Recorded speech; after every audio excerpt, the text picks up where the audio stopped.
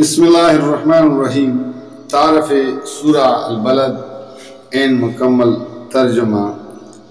زمان نزول، پہلی ہی آیت لا اقسم بہذا البلد کے لفظ البلد کو اس کا نام قرار دیا گیا ہے۔ زمان نزول، اس کا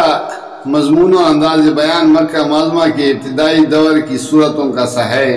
مگر ایک اشارہ اس میں ایسا موجود ہے جو پتہ دیتا ہے کہ اس کے نزول کا زمانہ وہ تھا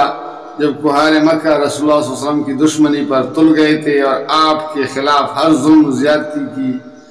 انہوں نے اپنے لیے حلال کر دیا تھا۔ موضوع اور مضمون، اس صورت میں ایک بہت بڑے مضمون کو چند مختصر جملوں میں سمیٹ دیا گیا ہے، اور یہ قرآن کا کمال اعجاز ہے کہ ایک پورا نظریہ حیات جسے مشکل سے ایک ذہین کتاب میں بیان کیا جا سکتا تھا، اس چھوٹی سی صورت کے چھوٹے چھوٹے فکروں میں نہایت مؤثر طریقے سے بیان کر دیا گیا ہے۔ اس کا موضوع دنیا میں انسان کی اور انسان کے لیے دنیا کی صحیح حیثیت سمجھانا اور یہ بتانا ہے کہ خدا نے انسان کے لیے سعادت اور شقاوت کے دونوں راستے کھول رکھ دیے ہیں۔ ان کو دیکھنے اور ان پر چلنے کے وسائل بھی اسے فراہم کر دیے ہیں، اور اب یہ انسان کی اپنی کوشش اور محنت پر موقوف ہے کہ وہ سعادت کی راہ پر چل کر اچھے انجام کو پہنچتا ہے یا شقاوت کی راہ اختیار کر کے برے انجام سے دوچار ہوتا ہے۔ سب سے پہلے شہر مکہ اور اس میں رسول اللہ صلی اللہ علیہ وسلم پر گزرنے والے مصائب اور پوری اولاد آدم کی حالت کو اس حقیقت پر گواہ کی حیثیت سے پیش کیا گیا ہے کہ یہ دنیا انسان کے لیے آرام گاہ نہیں جس میں وہ مزے اڑانے کے لیے پیدا کیا گیا ہو، بلکہ یہاں اس کی پیدائشی مشقت کی حالت میں ہوئی ہے۔ اس مضمون کو اگر سورہ نجم کی آیت نمبر 39 لیس للانسان الا ما سعی کے ساتھ ملا کر دیکھا جائے تو بات بالکل واضح ہو جاتی ہے کہ اس کارگاہ دنیا میں انسان کے مستقبل کا انحصار اس کی صحیح و کوشش اور محنت اور مشقت پر ہے۔ اس کے بعد انسان کی یہ غلط فہمی دور کی گئی ہے کہ یہاں بس وہی وہ ہے اور اوپر کوئی بالا تر طاقت نہیں جو اس کے کام کی نگرانی کرنے والی اور اس پر مواخذہ کرنے والی ہو۔ پھر انسان کے بہت سے جاہلانہ تصورات میں سے ایک چیز کو بطور مثال لے کر بتایا گیا ہے کہ دنیا میں اس نے بڑائی اور فضیلت کے کیسے غلط معیار تجویز کر رکھے ہیں۔ جو شخص اپنی کبریائی کی نمائش کے لیے ڈیر و مال لٹاتا ہے وہ خود بھی اپنی انشاء خرچیوں پر فخر کرتا ہے اور لوگ بھی اسے خوب داد دیتے ہیں، حالانکہ جو ہستی اس کے کام کی نگرانی کر رہی ہے وہ یہ دیکھتی ہے کہ اس نے یہ مال کن طریقوں سے حاصل کیا اور کن رستوں میں کس نیت اور کن اغراض کے لیے خرچ کیا۔ اس کے بعد اللہ تعالیٰ فرماتا ہے کہ ہم نے انسان کو علم کے ذرائع اور سوچنے سمجھنے کی صلاحیتیں دے کر اس کے سامنے بلائی اور برائی کے دونوں راستے کھول کر رکھ دیے ہیں۔ ایک راستہ وہ ہے جو اخلاق کی پستیوں کی طرف جاتا ہے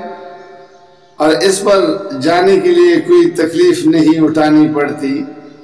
بلکہ نفس کو خوب لذت حاصل ہوتی ہے۔ دوسرا راستہ اخلاق کی بلندیوں کی طرف جاتا ہے جو ایک دشوار گزار گاٹی کی طرح ہے کہ اس پر چلنے کے لیے آدمی کو اپنے نفس پر جبر کرنا پڑتا ہے۔ یہ انسان کی کمزوری ہے کہ وہ اس گاٹی پر چڑھنے کی بنسبت کڑ میں لڑکنے کو ترجیح دیتا ہے۔ پھر اللہ تعالیٰ نے بتایا ہے کہ وہ گاٹی کیا ہے جس سے گزر کر آدمی بلندیوں کی طرف جا سکتا ہے، وہ یہ ہے کہ ریاء اور فخر اور نمائش کے خرچ چھوڑ کر آدمی اپنے مال یتیموں اور مسکینوں کی مدد پر خرچ کرے اللہ اور اس کے دین پر ایمان لائے اور ایمان لانے والوں کے گروہ میں شامل ہو کر ایک ایسے معاشرے کی تشکیل میں حصہ لے جو صبر کے ساتھ حق پرستی کے تقاضوں کو پورا کرنے والا اور خلق پر رحم کرنے والا ہو۔ اس راستے پر چلنے والوں کا انجام یہ ہے کہ آدمی اللہ کی رحمتوں کا مستحق ہو، اور اس کے برعکس دوسرا راستہ اختیار کرنے والوں کی انجام دوزخ کی آگ ہے،